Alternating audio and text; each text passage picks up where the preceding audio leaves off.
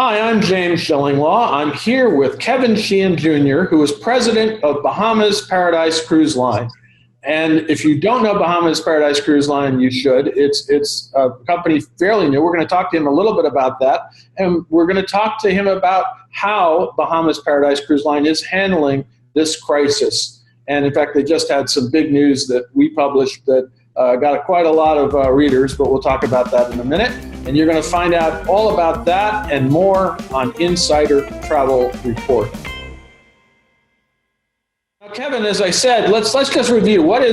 Tell us about Bahamas Paradise Cruise Line, what it offers, and how long you've been in business for all those travel advisors, or some of those travel advisors. I think most know who you are, but who may not be as familiar with your operations. Sure. And James, thanks so much for having me on. Bahamas Paradise Cruise Line is a pretty new business in the cruise industry. We came about in December 2016, and we fill a very small niche in the cruise business world, and that is short microcations, as we call them, 2-night cruises between Florida and the Bahamas. So our bread and butter business is taking people on these short overnight trips to the Bahamas. They can either come back with us, or they can stay over at a hotel on the island and extend their stay in a hotel at the beach, or they just keep it a cruise-only vacation. And we've been doing that since December 2016, and it's a nice model and exposes a lot of people that have never been on a cruise to what a cruise experience should be. No, absolutely. And you also offer resort stays as part of that cruise. I know that people can go stay in the islands for a night or two and then return on your ships. And you have 2 ships. It really is kind of, I want to call you a starter cruise, because that isn't probably the misnomer of it, but it is a great way for people to get introduced to cruising.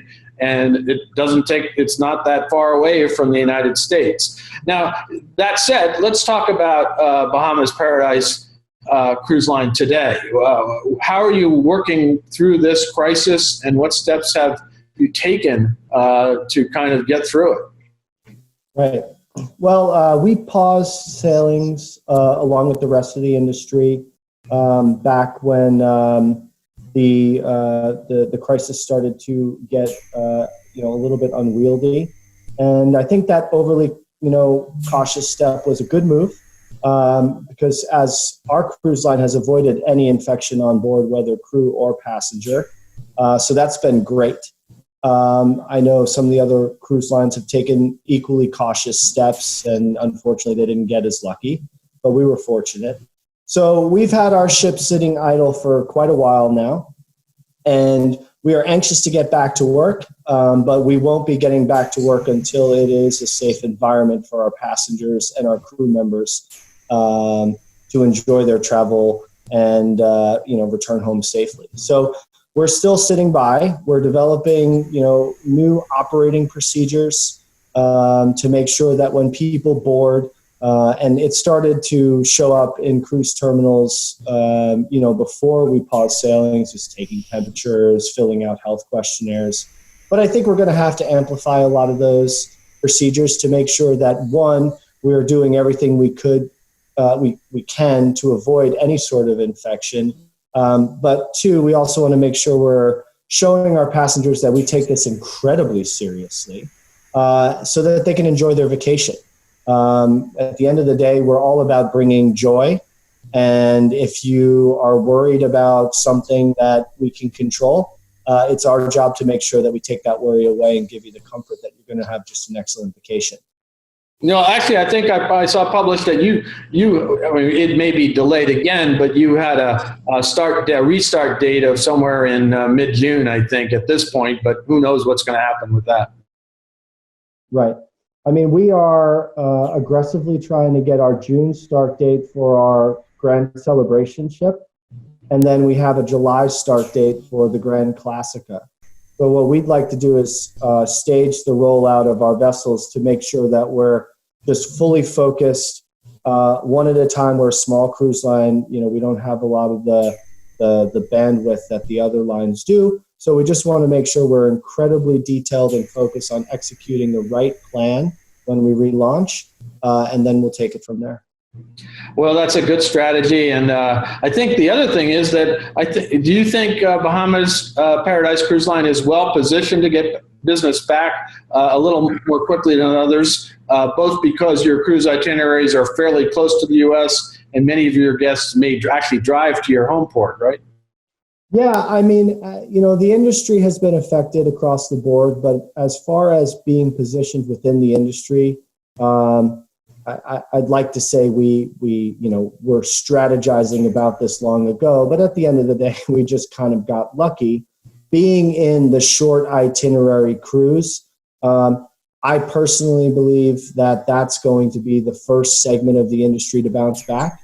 The longer, 5, 6, 7 night itineraries, people may be a little bit more reluctant to get started on those in 2020. That may be more of a 2021 ramp up. So the short itinerary microcations, as we call them, they have a very short booking window. So for your agents, you're talking about, 30 days advance booking window, in which case when we do have, come May 15th, and we know we're launching June 13th, we're going to have that window of 30 days to fill the vessel and get the travel world back in business. So that's exciting for us. I know a lot of the other cruise lines are repositioning their vessels to get to the short itineraries. But, we've been doing it for a long time. It's kind of a special animal. The crew needs to flip the ship every other day. That is no easy feat. The rooms need to be sanitized, changed. Everything needs to be just flipped over every other day. And, on the 5-7 night cruises, there's a little bit more of a lag there. So that's our business. We know how to do it, and we're excited to get back to work. No, and that's all good stuff. And let's talk a little bit. And I think also your customer base might be a little bit more resilient, obviously, because of the price, because you do have a very good value price, good affordable price, and also the scope of your cruises. I would think that would be an advantage too. Right. I mean, at the end of the day, we are the entry cruise for a whole host of reasons from a price perspective, but we don't shy away from the fact that we are introducing people to the industry. A lot of people don't want to get on a cruise ship and float around the Mediterranean. They're worried about seasickness. They're worried about the travel. For us, we find that our drive time is 5 hours. I tend to think that when this all settles, we may see longer drive times, people that want to get away. They may be willing to drive from further away. So we tend to draw a lot of people driving from, Georgia, all over Florida, obviously, and then we get a lot from Texas, South Carolina, Mississippi, Alabama, etc. That's kind of our core markets. We do get a lot of people that'll fly in from, further, New York, California, Washington, Illinois, but they'll do that for the cruise and stay platform. So Again, the microcation we think is a great cruise product for coming out of this COVID situation, but also the cruise and stay product is going to be excellent because we have our passengers, board the vessel in the afternoon, have dinner on board, see a show, go to the casino, and we'll be implementing all new procedures to make sure that we're taking social distancing and staging show times and limiting capacities on the vessel. We're going to do that. I think the whole industry is going to follow suit. But what makes this different is that you have that evening on board, you get your cruise experience, and the next morning you disembark and go to a hotel where you can then have a nice long vacation and get that 5-7 night experience that a lot of our customers are looking for, but maybe it's not entirely on board a cruise ship. So hopefully we're able to hit both sides of the market. No, that sounds great. Now, how have you been handling rebookings and refunds? I know that's been a concern, at least with the travel advisor community. And also, do you offer refunds if someone can't move their trip? So I think pretty much across the board, everybody is trying to rebook as much as possible. So we've incentivized a lot of our customers that they can have I think 125% future cruise credit if they choose to rebook. At the end of the day, I think we all would understand if someone wants a refund to just wait and see. So of course we'd honor the refund. The only thing that we've asked in these times is to just have some patience as we work through it. And I think we're saying right now it should be about 45 days. Hopefully I can get it to you sooner, but just on the long end, 45 days to get that done. But actually, a lot of people, and some of the other cruise lines are offering the same thing, future cruise credits, and incentivizing people to just move that date. And from what I'm hearing, a lot of them have been very successful in moving those bookings. Yes. I mean, at the end of the day, keeping that customer and keeping them happy, that's what we want to do. We know that we can give them a great experience. What I don't want them to do is let fear manage their decision making here. We're not going to do anything that would put anybody at risk. And I know it's hard to just, hope that'll happen, but that's our commitment. And so we want people to sail with us. We want to give them that vacation that they all need. I mean, especially when we're all home this nice extended period, everybody's going to need a break. No, absolutely. Now, obviously we go out to about 100,000 travel advisors out there in the market. How are you working with travel advisors now to spur sales, or at least get them more educated about your line, both in the near term and long term? Have you developed any new programs? At the end of the day, James, our biggest focus today is really just reaching out to a lot of the travel agencies that we don't deal with today. We have, a few very loyal agencies that do business with us, and I think they're happy and we're working with them. And especially as they work through refunds and cancellations, we got to make sure that they're made whole. We don't want anybody left hanging, because that's no good for anybody in the industry. But what I'm trying to do more and more is to get some exposure to the guys that haven't done business with us before, because I think that we all recognize the cruise industry is going to have to adapt. I think looking at shorter duration cruises is going to be a very quick mover as things start to pick up. A lot of the bigger cruise lines don't focus on that. So some of these agencies, as they start to build back up their business of cruising, I hope they'll look to us, because I think we can fill a gap in the offering. And we, certainly happy to make it worth their while. I think we have one of the best commission structures in the industry. No, and what are you recommending the travel advisors who do sell your products right now? What should they be doing at this time, and how should they be working with their customers, their clients?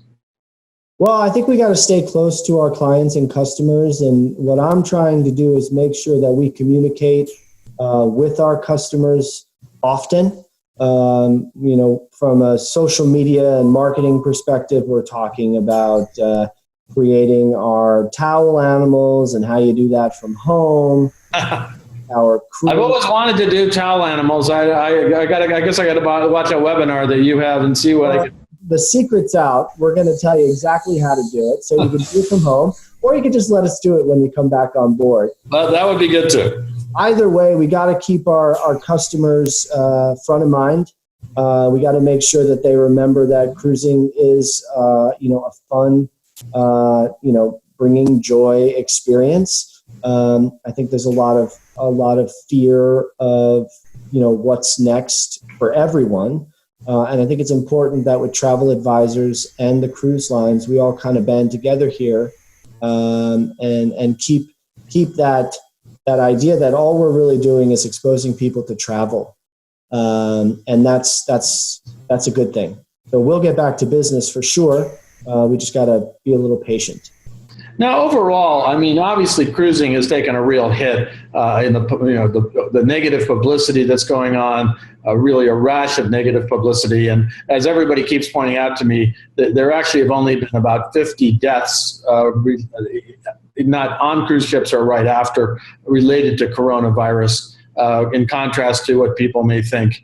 We have the CDC warning. We have State Department warnings about cruising. What do you think the industry has to do to counter that? Well, James, it's kind of like we're our own worst enemy. Our sanitation protocol. We're at the top when it comes to all these procedures, and because of that, our reporting is first.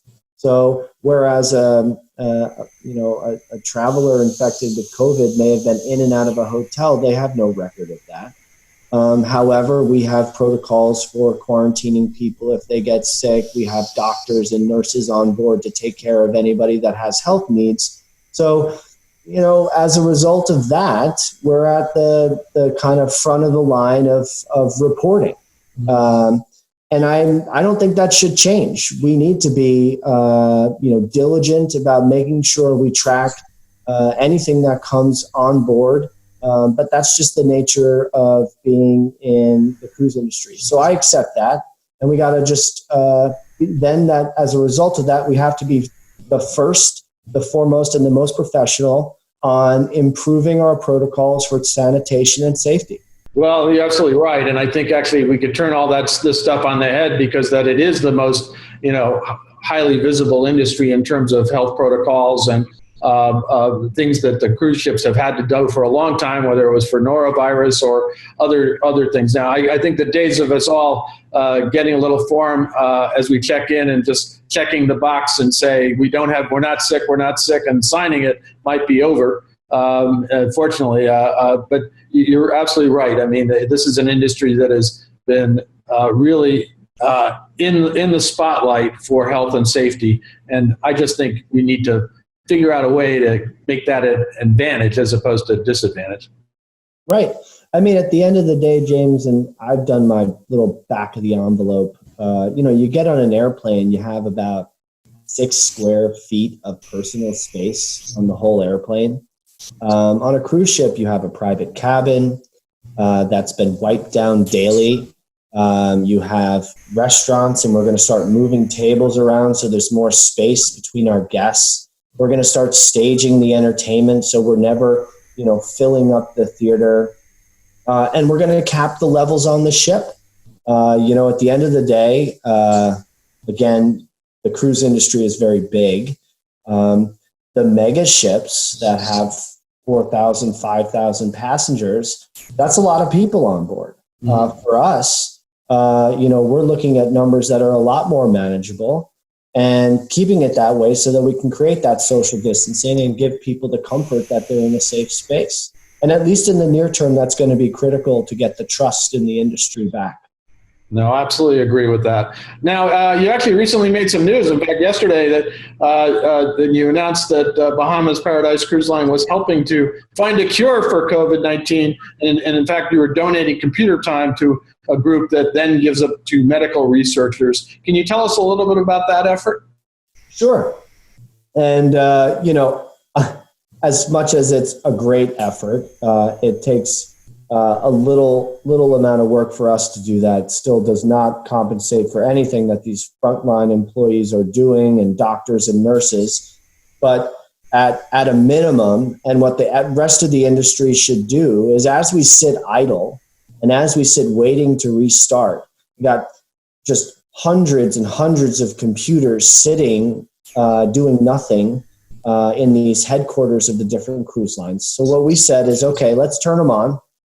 And let's start helping these scientists run all their calculations, scenarios, using our computing power. It's just a little bit to help, but every little bit helps. And now there's 250,000, different organizations and people that are helping in this effort. And you create a team, and our team is in the top 4% now. And we're continuing to grow that as our partners start to join our team and add to our computing power. The hope is that we can have some way of helping these scientists and researchers run their scenarios, calculations, and analysis a little bit faster so that we can get to a cure quicker. Well, I have to say that story, which appeared on Insider Travel Report, was one of our top stories. I think they might have thought you had found the cure, but that wasn't exactly what had happened. But no, not yet, but hopefully soon. Yeah, Absolutely. absolutely. Amazing if the rest of the industry would join us. And, again, we could be at the front of healthcare here and providing what little we can do to get us there. Very good. Now, are there any other messages you want to get out to our travel advisors out there in the market about Bahamas Paradise Cruise Line and about this crisis? I think, we've talked to a lot of different members of the cruise industry, there's been crises before. This is unlike anything that's ever happened, but I'm certain that we'll bounce back. And what we need to do is we need to come back strong, but we need to come back when it's safe, because first and foremost, we need to have our customers trusting us. And I think that's going to be critical. So when our customers are ready to trust us again, then we need to go and provide what we've always provided, which is great experiences, whether it's with us or with other companies. So I would just say, let's all be patient.